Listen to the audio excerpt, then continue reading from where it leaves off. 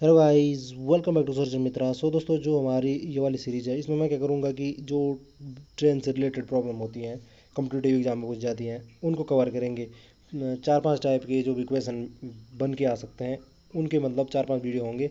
उसकी एक play list बना लूँगा मैं, आप उनको देखोगे तो आपका जो मतलब बेसिक होता है कि किस टाइप के क्वेश्चन आ सकते हैं ट्रेन से रिलेटेड, वो क्लियर हो जाएंगे। जैसे कि सबसे बेसिक सा क्वेश्चन ऐसा आ सकता है आपके पास, कह रखा होगा जैसे, if a train with a speed of 60 kilometre per hour crosses a pole in 30 seconds, what is the length of the train in metre.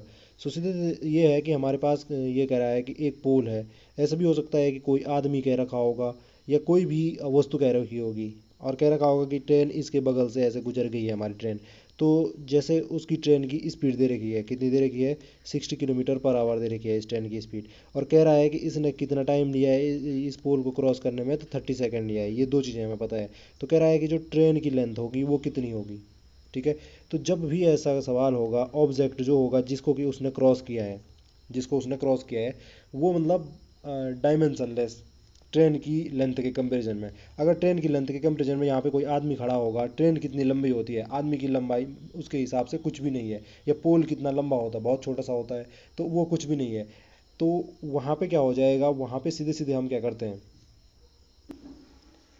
वहाँ पे हम सीधे सीधे ये समझते हैं कि जो ट्रेन है, जो ट्रेन की लंबाई होती है, हम ये समझेंगे कि ट्रेन की जो लंबाई होती है वो क्रॉस कितने टाइम में की उसने, या कितनी स्पीड से की। तीन चीज़ें पूछ सकता है ये।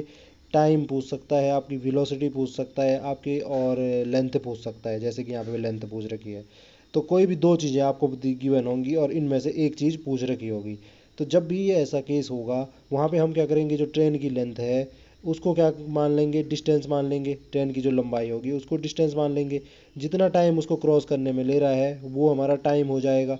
और जितना वो वेलोसिटी से ट्रेन जा रही है, जितना भी स्पीड से जा रही है, वो उसकी क्या हो जाएगी, वो हमारी वो हो जाएगी, स्पीड हो जाएगी इस केस में।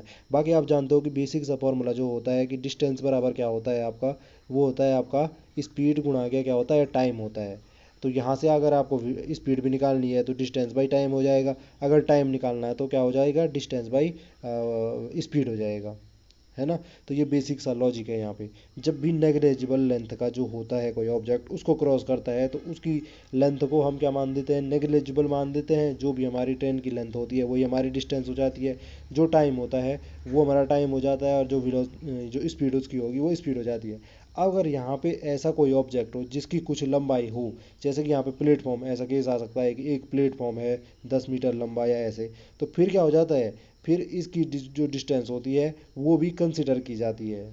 तब क्या हो जाती है, प्लेटफॉर्म की डिस्टेंस प्लस ट्रेन की डिस्टेंस, दोनों को क्या करना पड़ेगा, ऐड करना पड़ेगा। तो डिस्टेंस में इतना फ़र्क पड़ जाएगा फिर।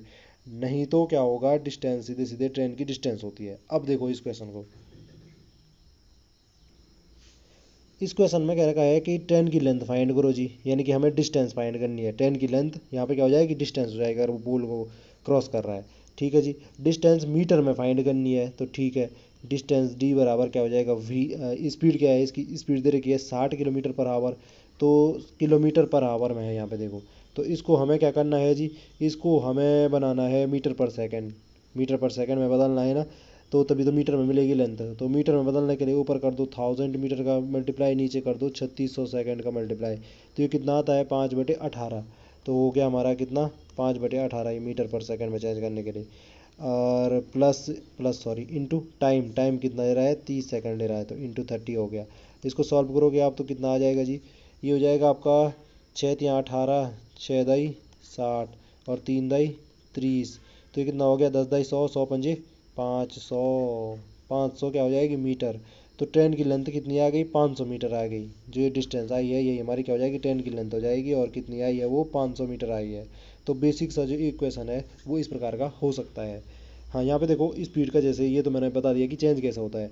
तो आप याद भी कर सकते हो कि मतलब आपको मतलब सवाल करते करते खुद ही हो जाएगा, याद करने की ज़रूरत नहीं है। जैसे किलोमीटर पर आवर से मीटर पर सेकंड में चेंज करना है, तो 5/18 का मल्टीप्लाई करते हैं। और अगर मीटर पर सेकंड से आपको क्या करना है, किलोमीटर पर आवर में चेंज करना है, तो किसका मल्टीप्लाई करना पड़ेगा, 18/5 का मल्टीप्लाई करना पड़ेगा। तो ये भी कुछ बेसिक से कॉन्सेप्ट थे। नेक्स्ट वीडियो में हम अगले टाइप का क्वेश्चन देखेंगे। आई होप ये आपको समझ में आया होगा।